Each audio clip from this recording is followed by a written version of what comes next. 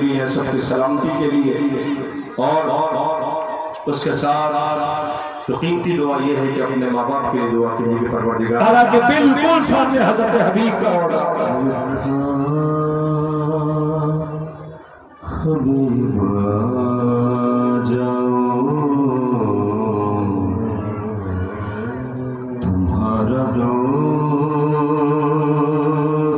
है तन्हा हबीब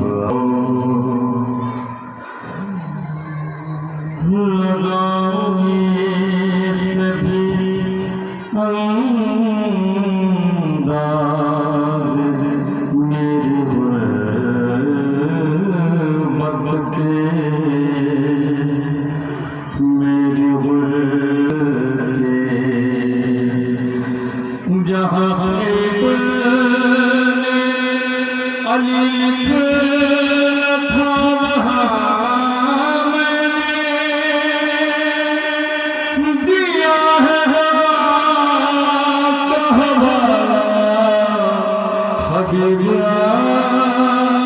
जाओ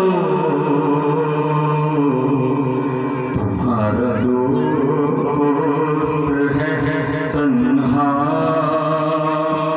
हबीबा के जहाँ अली लिखे था वहाँ